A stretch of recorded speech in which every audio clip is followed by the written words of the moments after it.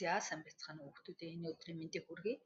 Энэхүү видеогоор бид дэлхийн дотоод бүтцийг судлах 3 үндсэн аргыг судлах болно. Энэ нь солирын арга, сейсмийн долгионы арга болон сейсмийн томограф юм. Дэлхийн гүнд шууд хүрэх боломжгүй тул эрдэмтэд эдгээр аргуудыг ашиглан дотоод бүтцийн талаарх мэдээллийг цуглуулдаг. Солирын арга нь дэлхийдээ ижил гарал үүсэлтэй гэж үздэг. Солируудын бүтэц найрлагыг судалж дэлхийн дотоод хэсгийн бүрэлдэхүүний талаарх анхны таамаглалыг гаргадаг. Энэ аргаар солируудын химийн найрлага, изотопын бүтэц, ягт болон төмөр никелийн агуулмжийг шинжилнэ. Энэ нь дэлхийн цөмийн найрлагыг тогтооход тусалдаг.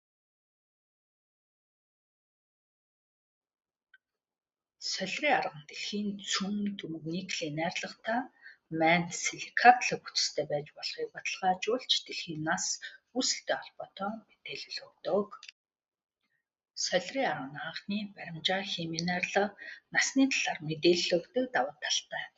Харин 100% яг ижил биш учраас зөвхөн таамаглал өгдөг сул талтай.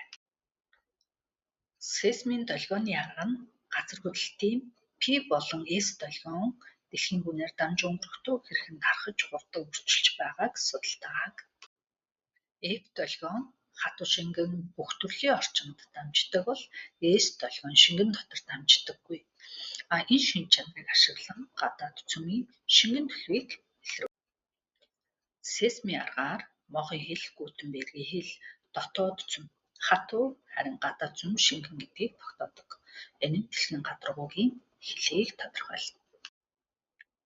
Сейсмийн долгионы арга нь хамгийн найдвартай тодорхойлолт маш их мэдээлэл өгдөг давуу талтай гэвч харьцангуй зураглалын хүч нарийн дүрслэл нь хязгаартай. Сейсмийн томографаар дэлхийн доторх 3D зураг гардаг дэвшилтэт технологи юм. Энэ нь өндөр наривчлалтай дүрслэл өгдөг. Энэ арга нь олон цэг дээрх мэдээллийг ашиглан долгион өөр нэг температуртай бүсээр дайрахдаа хурдан өөрчилж байгааг компьютероор боловсруулж 3D загвар үүсгэдэг.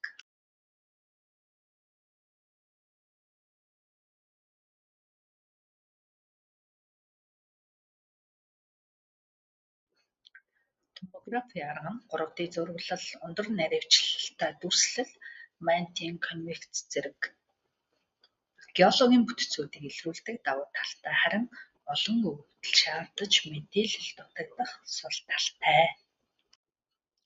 Эдгээр 3 арга нь дэлхийн дотоод бүтцийг судлах химийн найрлагаас эхлээд давхаргуудын хил 3D бүтцийг тодруулах үндсэн зорилготой бие биенээ түн үздэг.